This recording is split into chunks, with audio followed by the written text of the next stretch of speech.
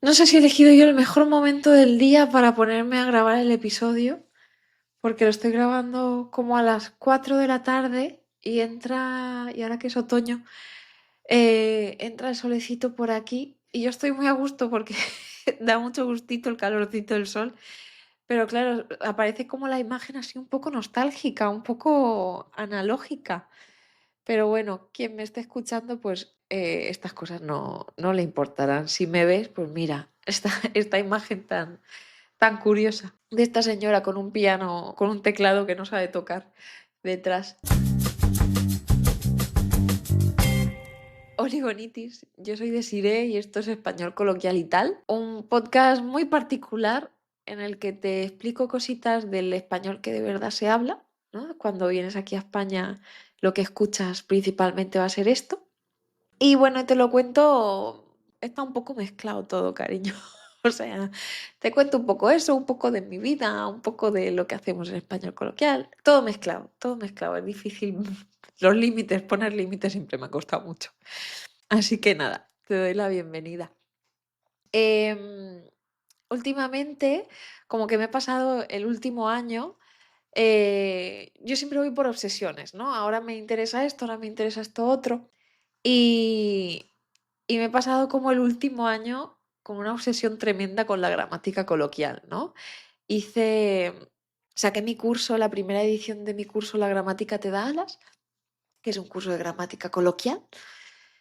La gramática coloquial, tengo que explicar ahora qué es la gramática coloquial, ¿no? La gramática coloquial es una cosa que yo no sabía que existía antes. O sea, yo me he pasado muchos años dando clases de español estándar. Pues unos de los 10 más o menos, o más, de los 10 12 años que llevo trabajando como profe de español, pues unos 8 habrán sido de español estándar. Y desde el principio me obsesionó mucho la gramática, porque a mí me cuesta mucho aprender la gramática de cualquier idioma, porque no funciono por memorización, las listas de usos no me sirven, no puedo memorizar el uso de la gramática y, de hecho, creo que debería ser ilegal, no debería memorizarse el uso de la gramática. Porque la gramática no se memoriza, se entiende. Entonces yo desde siempre tenía como mucha obsesión por encontrar una explicación que funcionara para mis estudiantes porque no funcionaba para mí, ¿no? Esto de, pues el pretérito imperfecto se utiliza para definir, o sea, para describir, perdón, para describir, pues, vale, pero no es verdad. O sea, yo puedo describir con cualquier tiempo verbal, no solamente con el imperfecto, ¿no? Pues sí, estaba cansada, pero también puedo decir estuve cansada, ¿sabes? Yo estoy describiendo mi estado. O sea, como que desde el principio a mí me parecía que eso era todo mentira. Era una sarta de mentiras que no me convencía. Y el caso es que cuando empecé a dar clases específicas de español coloquial, dije, bueno, vamos a hacer el sacrificio de dejar la gramática. Pero enseguida cuando me puse a preparar cosas dije, ostras, espérate, porque sí que hay cosas de gramática coloquial. Y molan mucho porque la gramática que se aprende normalmente en los niveles más básicos y que se aprende como de manera más estándar, es una gramática que se aprende sin significado en la mayoría de los casos, pero también sin emoción, ¿no? Sin expresividad, sin...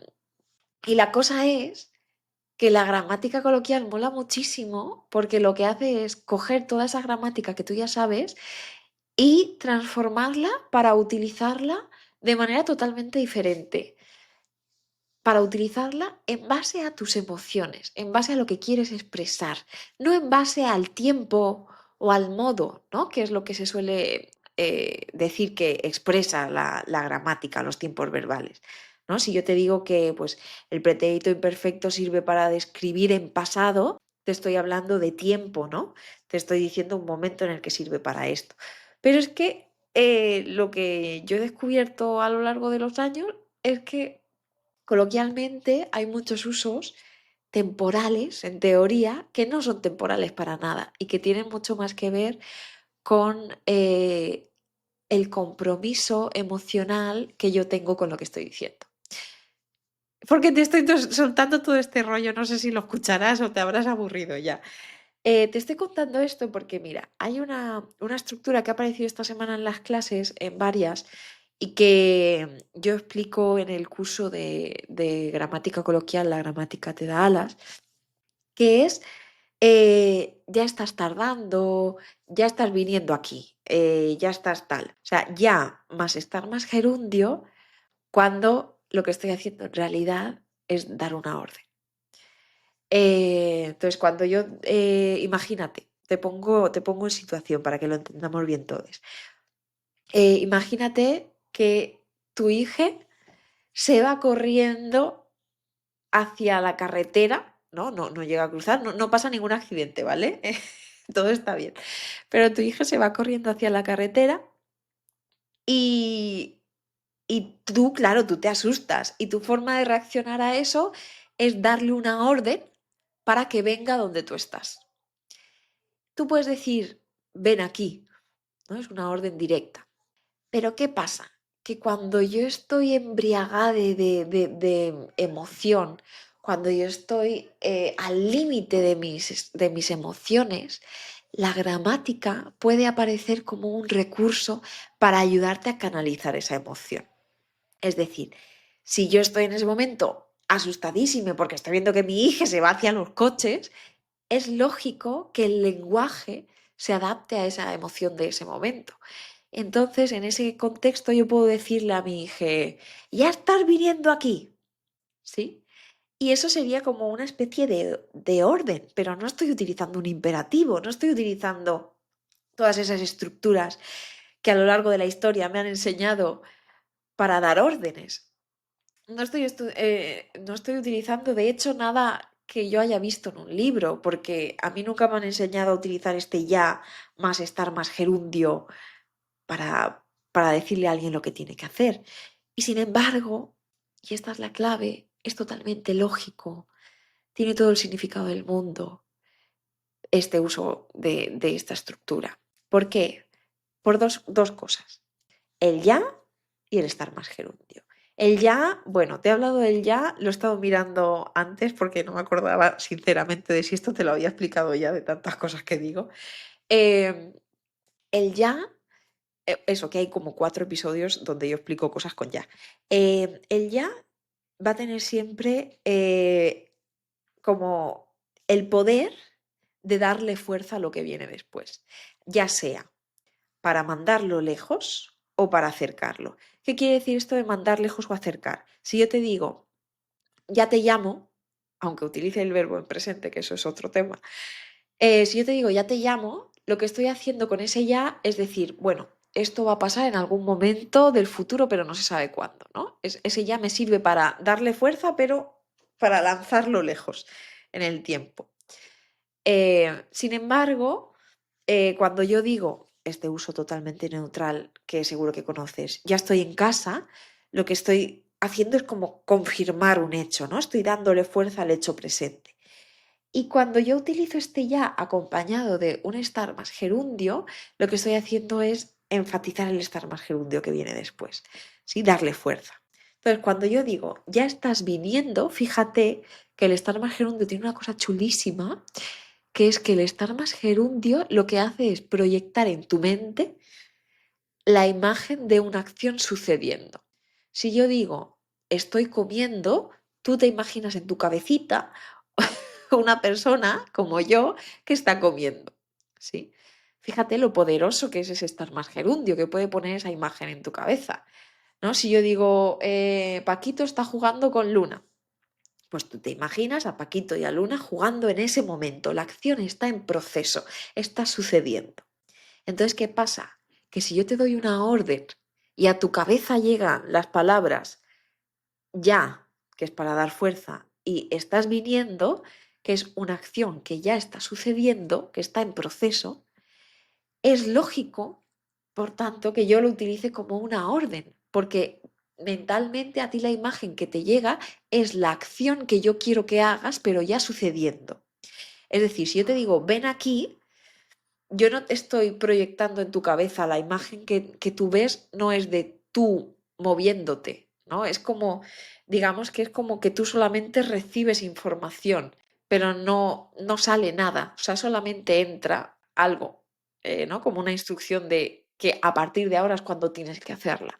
Sin embargo, si yo te digo, ya estás viniendo aquí, al yo utilizar el estar más gerundio, eso ya está pasando.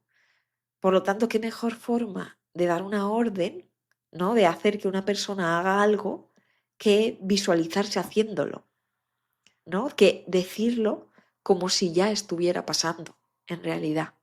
¿Sí? ¿Tiene sentido? A mí esto me parece fascinante. O sea, ¿no te parece que la gramática es como un superpoder? Y sin embargo, yo tengo la sensación de que esto es algo, o sea, que la gramática es algo que nos ha censurado muchísimo. ¿Sabes? Cuando a ti te dicen tienes que utilizar esto solamente con esto, y luego cuando tú vas a crear lingüísticamente, cuando tú vas a hablar y a utilizar esas estructuras, la sensación que tengo yo, la sensación que he tenido yo aprendiendo otros idiomas también, es de sentirte atrapade. O sea, de sentir que la gramática es un límite, ¿sabes? De que la gramática es una jaula. Es como, imagínate que tú estás en un laberinto, ¿no? Y llegas a un lugar donde tú creías que había un camino, pero de repente te encuentras con un montón de arbustos que te impiden pasar, ¿no? Llegas a un callejón sin salida. Y entonces de repente tú sientes dentro de ti como esa necesidad de expresar algo y la gramática, que en teoría debería ser una herramienta para ayudarte a expresarte, se convierte en todo lo contrario. O sea, se convierte eso en una limitación, en un tope, en hasta aquí puedo llegar, ¿sabes? Y cuando las personas nativas hablan, obviamente es muy difícil alcanzar el nivel de una persona nativa, ¿no? Igual tampoco es esa nuestra pretensión. Pero cuando una persona nativa utiliza la lengua, ¿no? Tú en tu idioma materno, eh, seguro, aunque no tengamos conciencia de que esto es normal, utilizas la gramática para ayudarte a expresarte, ¿no? No como un límite. Y, y claro, yo cuando daba clases de español estándar, entendía que la gramática para mí tenía que tener significado y que tenía que ser una herramienta, eh, algo que yo pudiera integrar, ¿sabes? Algo que yo pudiera entender en mi cabeza y decir, ah, vale, hace clic, funciona, lo entiendo, puedo usarlo de manera intuitiva. Y justo con la gramática coloquial va todavía más allá. No solamente ha hecho clic, entiendo esto, lo he integrado en mi forma de entender el idioma y en mi forma de expresarme, sino que además puedo jugar con esto, puedo añadir matices, puedo añadir detalles, ¿no? Como cuando yo doy una orden y le digo a alguien, ya están viniendo aquí, ¿sí? Como una exigencia, como algo sucediendo en ese momento. Y si te fijas, es algo súper visual. O sea, todos los juegos que se hacen con la gramática, y esto igual no debería decir nada porque esto está en el curso, pero todos los juegos que se hacen con la gramática, gracias a la gramática, tienen que ver con proyectar imágenes y jugar mucho con las distancias. O sea, si yo me comprometo con lo que digo, pues utilizaré cositas que estén más cerca, como el presente, por ejemplo. O sea, hay todo un sistema fantástico, totalmente lógico, que nos está enseñando y que siento que puede ser muy liberador.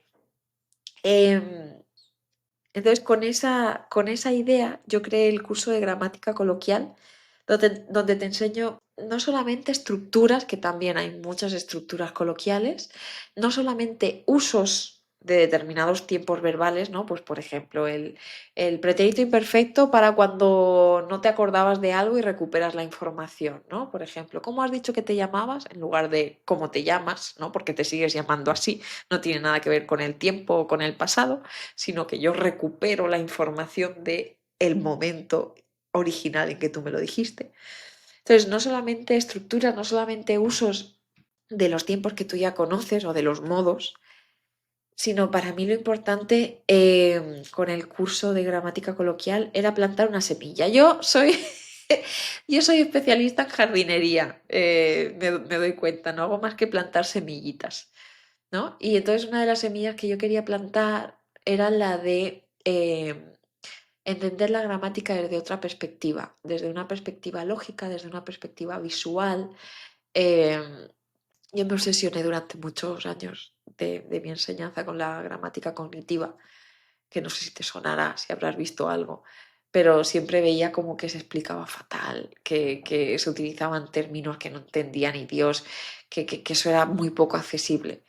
Y creo que en un ejercicio de muy poca humildad, ¿no? Yo no tengo abuela, creo que se me da bastante bien explicar ese tipo de cosas. Y eso es lo que, y esa es la clave del curso. De hecho, bueno, te estoy contando esto también porque voy a sacar la segunda edición del curso. Te dejo la lista de espera en la descripción. Si estás en la lista de espera, tendrás un precio reducido. Eh, y lo voy a sacar para el año que viene, 2026. En febrero empezará. Y, y voy a incluir, porque en la primera edición había como una masterclass de la lógica del subjuntivo que lo petó muchísimo, ¿no? Yo creo que de todo el curso es lo que más gustó, incluso, ¿no? O sea, muchos estudiantes me escribieron para darme las gracias, que le había cambiado la forma de ver las cosas, ¿no? Con el subjuntivo. Entonces, para esta nueva edición he preparado algo similar también con los pasados. Es decir, que esto es un curso donde vas a aprender no solamente este tipo de estructuras, ¿no? De ya estás viniendo aquí, ya te estás callando, ¿no? Como proyectar o sea, utilizar estas estructuras en función de la expresividad que tú quieres darle y la emoción que quieres ponerle, sino también entender el sistema verbal del español, entender esa parte de la gramática como una herramienta con la que se puede jugar mucho a partir de nada, de 4 directrices que yo te doy y sobre todo imágenes. Imágenes, yo soy una persona muy visual. Eh, y necesito imágenes muchas veces para entender las cosas, necesito dibujar, aunque no se me dé bien. Necesito colores, necesito flechas. A mí las flechas me encantan, es una cosa que eh, con los... Y aquí me estoy enrollando, es lo que sea. Con los verbos de cambio, por ejemplo, los recuperaré los materiales esos que tenía. Con los verbos de cambio, por ejemplo, a mí me funcionaba muy bien ponerle flechas. Había uno, por ejemplo, para mí quedarse, que era una flecha hacia abajo, no porque era un resultado, pero era un resultado como que era el resultado con el que te conformabas, ¿no? Como, no sé, a mí la flecha para abajo me funcionaba muy bien. Y luego, sin embargo, había otro que era el llegar a ser, ¿no? Que era claramente una flecha hacia arriba. Eh, volverse, por ejemplo, para mí era un yin yang, ¿no? O un circulito, una esfera en dos mitades, una blanca y una negra, ¿no? Y es pasar de blanco a negro. No sé, como que yo siempre he entendido la gramática así. Y si esto resuena contigo, o sea, si esto resuena contigo, no busques más porque este es el curso. Si esto no resuena contigo, igualmente, pues está todo explicado, ¿sí? No te pongo ahí una flecha y te digo, vale, esto es, ¿no? Está todo explicado. Hay ejemplos de todo, hay teoría de todo, pero especialmente si ese tipo de explicaciones que tienen que ver con lo emocional, con lo visual y con lo lógico, con el significado, este curso te va a venir súper bien. O sea, no tengo dudas ninguna. Y ahora vuelvo, me está quedando. Es que estoy en otoño, creo yo, que me pongo un poco como reflexive, porque no estoy muy en el mood de hacer podcast, pero sí estoy muy en el mood de escribir newsletters, ¿no? Estoy escribiendo como muchas cartas. Y últimamente tengo muchas reflexiones sobre el mundo, sobre la vida. Pero bueno, volviendo a esta estructura que te he enseñado antes, ¿no? De ya estar viniendo aquí, ten en cuenta una cosa, ¿no? Que es que emocionalmente esta estructura suele utilizarse cuando tú estás alterada, ¿no? Entonces puede ser porque estés enfadada, pero en cualquier caso, cuando tú le dices a alguien, en lugar de ven aquí, le dices ya estás viniendo aquí, hay como una cierta exigencia, ¿no? Piensa que el ya, además de darle fuerza, también es un tic, ¿no? Es un hecho, un check. Entonces, de alguna manera, si tú dices que ya estás viniendo, es como si de verdad la acción estuviera sucediendo ya en este momento. Por lo tanto, se puede leer también como una exigencia. Esto lo de siempre, lo he dicho en muchos podcasts. Dependiendo del tono que tú le des, tendrá un significado u otro. Si lo dices con un tono de exigencia, con un tono serio, con un tono de voz elevado, pues obviamente estás asustada, estás enfadada, estás exigiendo. Si lo dices en un tono de broma, pues obviamente pues la otra persona no se enfadará. ¿Sí? Eso, y con esta estructura puedes utilizar muchos más verbos, ¿no? Si yo qué sé, si yo quiero que alguien se calle, esa persona no se calla, yo le puedo decir cállate. Es una manera muy eficaz de de decirle a alguien que se calle. Pero también puedo decir ya te estás callando, ¿no? Como una amenaza, como una exigencia. Entonces, tiene otro tono. Y si te das cuenta, el otro uso, el del imperativo, es un tono neutral. O sea, en el imperativo, en ese uso del imperativo, no hay nada particular, no hay nada especial. Es el uso estándar que se hace de ese imperativo. Sí, y entonces la gramática coloquial consiste precisamente en coger esas cosas que son estándares, que son los usos que ya conoces, y darles otro uso en base a, pues eso, a otras funciones más expresivas. Y eso es lo chulo, eso es lo guay, ¿no?